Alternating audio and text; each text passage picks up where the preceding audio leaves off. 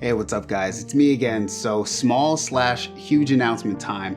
Last year, or like around now, I created my first album's worth of music for the YouTube audio library. And well, I was invited back to make some more tracks, and of course, your boy did. I'm gonna do a little studio tour later in the video, so stick around for that. Every time I'm asked to create for this project, I actually get super excited for two reasons. One, it's the only time of year I actually get to buy a piece of gear purely for me and actually keep it. This year I bought this. And two, I get to think of a concept and run with it through 10 different instrumentals. Now, if you don't know what or where the YouTube audio library is, let me explain. The YouTube audio library is part of the YouTube Studio, which is still in beta, it says. Just scroll down here and then click here and click this and voila. You can search my name here if you like, and bam, free music to jam out to, or even better, to use in your videos. Now, I think a lot of creators go to different platforms like Epidemic Sound or whatever, and that's all well and good, but why not spend zero monies and get just all kinds of music to stream or totally use license free in your content without some subscription, you know? I'm cheap as heck, so I know that I personally think this is awesome. Last year when I did this, it was actually a funny story because I was watching some random YouTube video from a camera channel that I sub to, and out of nowhere, boom, I'm hearing my music on. And I thought that was super cool because no one told me it was out, especially since it was a channel I respect, and I guess my music totally fit the soundtrack of their content. It was super surprising, so having your music used all over the world is crazy. So the concept for this year, well, I kind of built around guitar licks, melodic bass lines, or hot chord progressions on keys. I was inspired by funk and especially from like instrumentals from DJ Quick, from like the 90s, you know. So I treated my keys as the main focus with slick chords. Here, check some out. I'm gonna quickly make a little jam so you can kind of see how I work.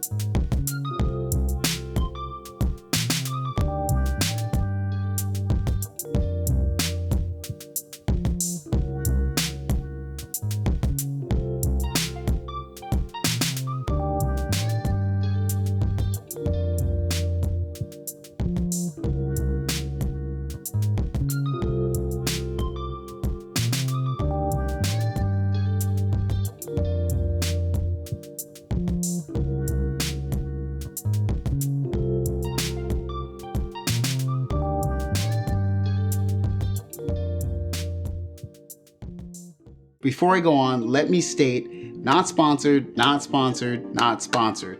I just want to tell you about what I use, and you can't do that without apparently being sponsored, but whatever. So Cubase 10 was my DAW of choice. Shout out to the wonderful people at Steinberg. I've been personally using Cubase since version 2.0 in like 2003 or something. So I finally moved back since, well, I'm not gonna lie, Propellerhead Reason was kind of sucking. And I really felt like it was totally new to use all the features. Plugins wise, I'm old school. I used Waves plugins, basically a version of the console I'm familiar with, which is the SSLE. and some Renaissance ones, which I've used since I was like 18. And I also used my trusty SV1 for keys. The drums are either acoustic set that I played or from the Dave Smith's Instruments Tempest. The lead was the Sub 37, and all the poly parts were from the Prophet 6. Bass through my trusty Focusrite ISA1 and Golden Age LA3A clone, and the guitar through my Golden Age Neve 1073 and the compressor clone. Guitar and keyboard were effects from the same pedal board I've had for 5+ years, plus also little secret sauce was the Empress Zoya. That was tight, you know, for all inputs, you know, from keys to guitar. So check out the tracks. I loved listening to stuff from my friends like Jeremy Blake, Red Means Recording, Jade Wee, Div Kid, Mylar Melodies, Andrew Huang, and Annie, and like so many more. And the music is of course subjective. So some of you people may love my tracks and some of you are gonna hate them, but that's what's great about music. There is no right way to do it as long as you're true to who you are. So stop watching the video right now and make some music. Seriously, I mean it.